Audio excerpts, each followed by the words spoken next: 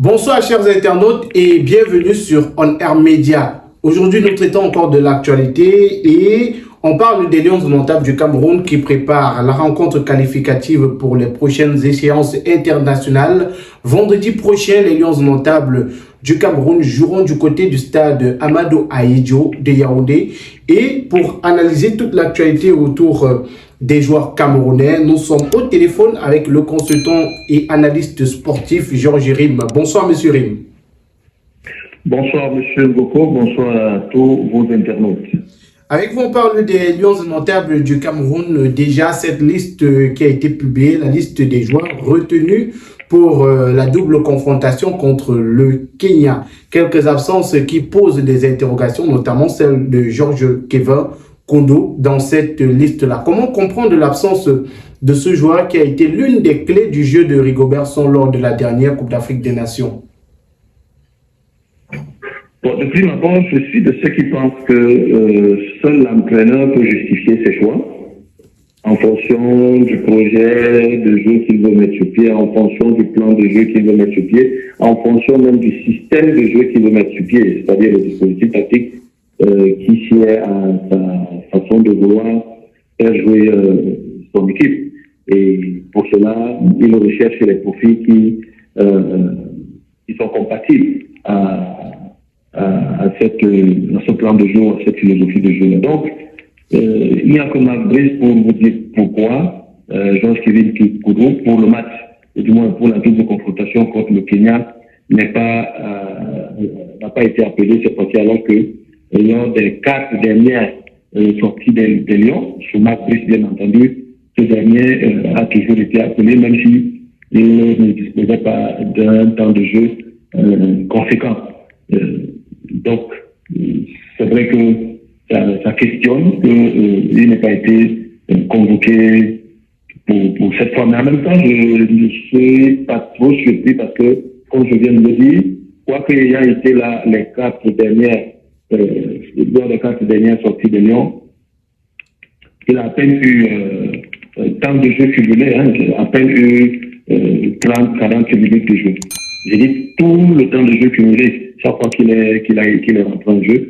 Peut-être j'exagère même en disant 30 minutes, on pourrait même se retrouver en deçà de temps. Mais bon, c'est pour dire qu'il n'a même pas une heure de jeu, c'est-à-dire 60 minutes de temps cumulé depuis que Marc Brice est là et depuis que ce dernier l'a appelé. Donc du coup, on peut se dire qu'il ne rentre pas véritablement dans les plans de Marc Brice, et c'est la raison pour laquelle, pour cette double confrontation à venir contre le Kenya, l'entraîneur sélectionneur a simplement décidé de se passer de lui. Mais de manière objective, il n'y a que l'entraîneur qui puisse justifier ses choix et vous expliquer pourquoi il a fait venir, il a appelé tel joueur et pourquoi il n'a pas souhaité attacher les services d'un autre.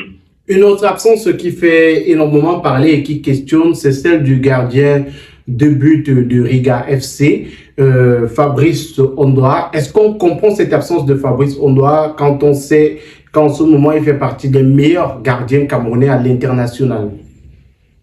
Bien, au sujet de Fabrice, là également, je vais un peu vous surprendre en disant que le coach est resté cohérent vers lui-même. Depuis qu'il est là, il ne l'a jamais appelé. C'est vrai que d'aucuns estimaient qu'il n'était pas sélectionnable par rapport à sa situation en club. Il jouait en 3e division en France au sein du Nîmes olympique. Championnat d'un niveau très en deçà des exigences du haut niveau. Et donc, du coup, ça pouvait s'expliquer qu'il ne soit pas appelé par Fédéral. Mais depuis le début de cette saison, ou même depuis la fin de la saison dernière, Fabrice a changé de club en tout temps. Il est retourné en Lettonie, au sein du Riga, qui est son club actuel, avec lequel il a disputé le tour préliminaire de la Ligue des Champions. Il était même à 2 doigts, si je puis le dire ainsi, de se qualifier pour cette prestigieuse compétition, parce que éliminé lors du dernier tour qualificatif pour la Ligue des Champions. Et ils ont été reversés en Europa League, dans lequel il s'illustre de fort belle manière avec son club. Avant de continuer, chers internautes, marquons un petit arrêt pour parler de ce médicament PowerHealth. C'est un médicament fait à base de plantes naturelles pour éradiquer toutes les maladies de votre corps. Si vous souffrez de mal de rein, mal de dos, nerfs sciatiques, mal de genoux, faiblesse sexuelle, paludisme, typhoïde, problème de constipation, vous souffrez d'obésité, vous souhaitez perdre le poids et d'autres maladies encore qui vous dérangent, voici la solution. Contactez dès à présent le numéro de téléphone qui est présent au bas du petit écran et retrouvez la guérison grâce à ce médicament miracle. PowerHealth, c'est le nom du médicament. PowerHealth est venu éradiquer toutes les maladies de votre corps. PowerHealth est venu vous redonner la santé que vous méritez. Le numéro de téléphone, il est présent au bas du petit écran. Contactez et retrouvez la guérison. Les derniers matchs d'ailleurs de Ligue des Champions, de Europa League qu'ils ont disputé, il a été désigné homme du match. Donc, c'est dire que, entre-temps, depuis son départ de Nice et son retour en Lettonie, il a changé de division, il a changé de niveau, il a changé de cap. Et ses prestations, tant en championnat avec le club qu'en Europa League, devraient normalement amener l'adversaire sélectionneur à avoir un regard sur ce dernier et donc à le convoquer. Quand on regarde en dehors d'André Onana, les deux autres qui sont régulièrement convoqués par ce dernier, il y a matière à se poser des questions. Omosola est très en difficulté avec son club du côté de la RDC d'ailleurs. J'ai eu dire que le club aurait résilié le contrat de ce dernier. La RDC, quoi qu'on veuille nous expliquer, ça n'a rien à voir avec la Lettonie, même si la Lettonie, c'est pas la première ligue, c'est pas la Ligue en France, c'est pas la Ligue en Espagne, c'est pas la Bundesliga en Allemagne, ce n'est pas, qu'est-ce que j'oublie comme autre grand championnat, c'est pas du niveau de ces championnats que j'ai cités, mais franchement, c'est nettement au-dessus de la RDC. Alors, on choisit d'appeler un gardien qui ne joue déjà pas dans son club en RDC, qui plus est, avait son contrat être résilié par son club, mais que ce soit celui-là qui soit préféré à Fabrice Ondoa, ou alors Simon Gampat Gwenbou, qui est à Nîmes où était Fabrice Ondoa, et où on estimait que parce que lui, Fabrice Ondoa, jouant à Nîmes, en troisième division en France, ne méritait plus d'être convoqué en équipe nationale.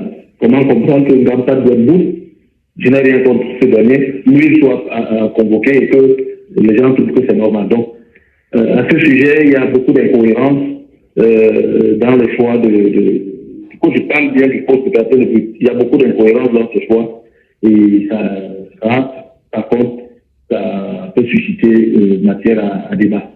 Mais on a également cette réaction de Marc Brice par rapport à l'absence de Fabrice Ondoa, où il parle du profil de Fabrice Ondoa. C'est vrai que depuis plusieurs années, ça fait déjà débat au Cameroun et même à l'international.